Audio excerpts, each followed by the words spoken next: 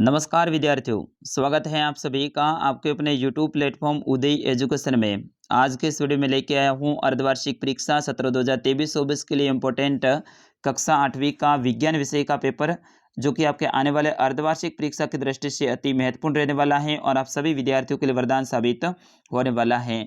विद्यार्थियों, ये पेपर पूरा उत्तर सहित लेकर आया हूं और बिल्कुल ऐसे ही प्रश्न आपके आने वाले अर्धवार्षिक परीक्षा में पूछे जाएंगे, इसलिए आपसे निवेदन रहेगा वीडियो को अंत तक जरूर देखिएगा। कई सारे विद्यार्थी क्या करते हैं, वीडियो को शुरुआत में देखते हैं, कुछ प्रश्न देखते हैं और फिर बीच में छोड़ के चले जाते हैं। तो विद्यार्थियों, ऐसा नहीं करना है। ऐसा करने से आपको पूरा पेपर याद नहीं होगा और जो इंपॉर्टेंट प्रश्न है वो पीछे रह जाते हैं, तो उनको भी आपको याद करना है।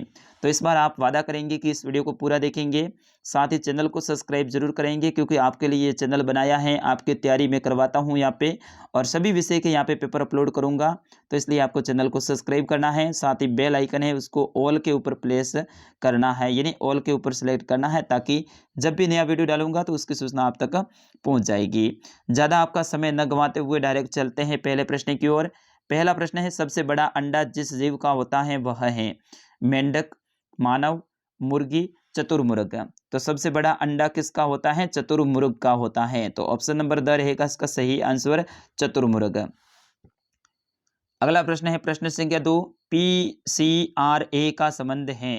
पीसीआरए का संबंध किससे है? अच्छी शिक्षा से, पेट्रोल डीजल बचाने से, वाहन चलाने से, परिष्करण से। तो पीसीआरए का संबंध पेट्रोल और डीजल को बचाने से है। तो ऑप्शन नंबर ब रहेगा इसका सही आंसर, पेट्रोल और डीजल को बचाने से। अगला प्रश्न है, आग को नियंत्रित करने वाली गैस कौन सी है?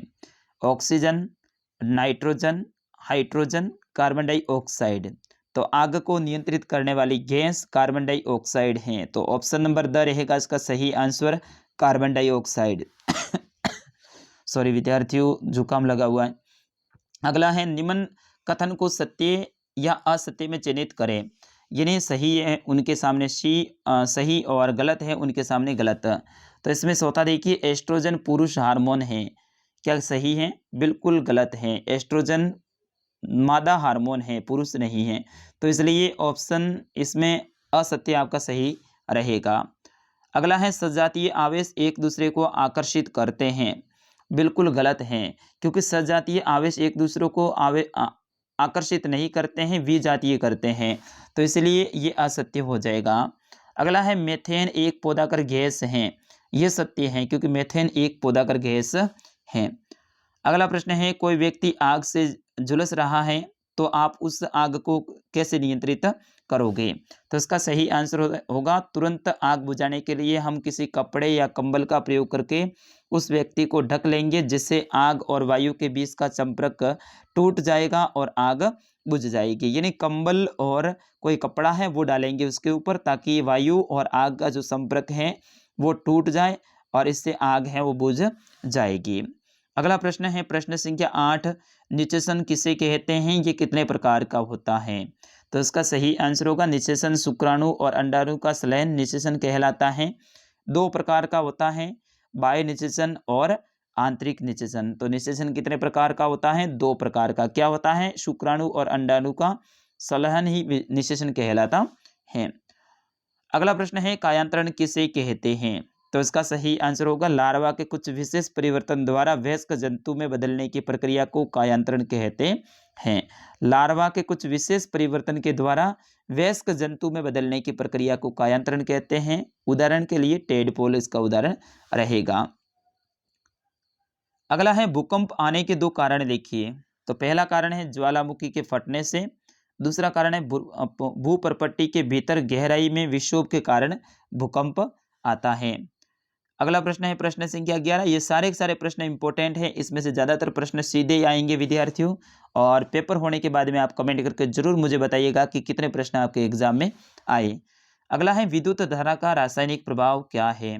तो इसका सही आंसर होगा, वह प्रक्रिया जिसके सॉरी विद्यार्थियों, वह प्रक्रिया जिसके द्वारा कुछ द्रव विद्युत का संलयन सॉरी विद्यार्थियों, जुकाम हुआ है, मैंने पहले भी बताया है। तो वह प्रक्रिया जिसके द्वारा कुछ द्रव विद्युत का संवहन करते हैं तथा आयामों में विभक्त हो जाते हैं, विद्युत धारा का रासायनिक प्रभाव है। अगले प्रश्न की ओर बढ़ते हैं। प्रश्न संख्या 12, सूक्ष्म जीव किसे कहते हैं, इनको कितने वर्गों में बांटा गया है। तो इसका सही आंसर होगा, यह जीव अत्यंत छोटे होते हैं, इन्हें बिना यंत्र की सहायता से देखना असंभव है। सूक्ष्म जीवों के मुख्य 4 वर्ग हैं, जीवाणु, कवक, प्रोटोजोआ और शैवाल।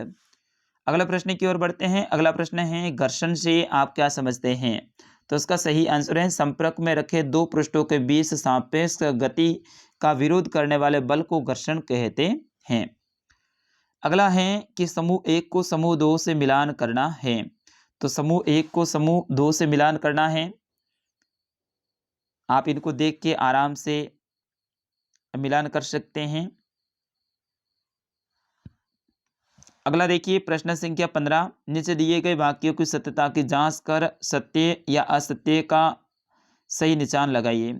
फिर से सत्य और असत्य वाला आया है, जैसे कि तेल में लगी आग को नियंत्रित करने के लिए जल का उपयोग नहीं करते हैं। बिल्कुल सही बात है, क्योंकि वहाँ पे जल का उपयोग करेंगे तो आग नहीं बुझेगी। अगला है सीएनजी एक अधिक स्वच्छ ईंधन है। बिल्कुल सही है, क्योंकि सीएनजी एक स्वच्छ ईंधन है, ये धुआं नहीं करता है। अमीबा मुकुलन द्वारा जनन करता है, असत्य बात है। अंड प्रजक जंतु विकसित शिशु को जन्म देते हैं, ये भी गलत है, क्योंकि ये विकसित शिशु को नहीं देते हैं, धीरे धीरे शिशु बाद में विकसित होता है। अगला है यौना आरंभ में शरीर में के अंगों में असमान वृद्धि होती है, परंतु फिर भी शरीर सुडौल कैसे हो जाता है। तो इसका सही आंसर होगा, यौना आरंभ में शरीर के सभी अंग समान दर से वृद्धि नहीं करते हैं। कभी कभी किशोर के हाथ अथवा शरीर पैर शरीर के अन्य अंगों की अपेक्षा बड़े दिखाई देते हैं, परंतु शीघ्र ही दूसरे भाग में वृद्धि कर शारीरिक अनुपात को संतुलित कर देते हैं, फलतः शरीर है वो सुडौल हो जाता है। अगला प्रश्न है, बल व दाब में अंतर बताइए। बल द्वारा किसी वस्तु में क्या परिवर्तन कर सकते हैं। तो इसका सही आंसर होगा, बल किसी वस्तु पर लगने वाले धक्के या खिंचाव को बल कहते हैं। इसका मात्रक न्यूटन होता है, FM के द्वारा अपन लिखते हैं। अगला है घर्षण, वर्णन कीजिए कि घर्षण किस प्रकार शत्रु और मित्र दोनों हैं। तो घर्षण के बारे में आपको बताना है, किस प्रकार से ये मित्र हैं और किस प्रकार से शत्रु हैं। अगला है, एक दोलक 10 सेकंड में 90 बार दोलन करता है, इसका आवर्तकाल और आवर्ती ज्ञात कीजिए। प्रश्न संख्या 20 है, विद्युत लेपन दर्शाया हुआ एक सरल परिपथ का रेखा चित्र बनाइए। प्रश्न संख्या 21 है, तारा व ग्रहों में अंतर स्पष्ट कीजिए। और प्रश्न संख्या 22 है कि खाद व उर्वरक में अंतर बताइए तथा खाद के क्या लाभ हैं लिखिए। अगर ये नहीं आता तो अथवा में ऑप्शन मिल जाएगा, सिंचाई किसे कहते हैं, सिंचाई की पारंपरिक और आधुनिक विधियों के बारे में लिखिए। प्रश्न संख्या 23 है, वन्य जीवन संरक्षण क्यों आवश्यक है। प्रश्न संख्या 24 है, मानव नेत्र का नामांकित चित्र बनाइए। सड़क सुरक्षा के कोई 4 प्रमुख चित्र बनाकर उनके अर्थ लिखिए। अथवा में ऑप्शन मिल जाएगा, परावर्तन किसे कहते हैं, नियमित और विसरित परावर्तन में अंतर बताइए, इसके क्या नियम है लिखिए। या फिर सड़क दुर्घटना के प्रमुख कारण क्या है वो लिखना है। और अंतिम प्रश्न है, पौधा कर प्रभाव किसे कहते हैं, वायुमंडल में कार्बन डाइऑक्साइड की मात्रा कैसे बढ़ती है, यह आपको बताना है। अथवा में ऑप्शन मिल जाएगा, ओजोन अपक्षय से आप क्या समझते हैं तथा अम्लीय वर्षा किसे कहते हैं, इसके हानिकारक प्रभाव बताइए।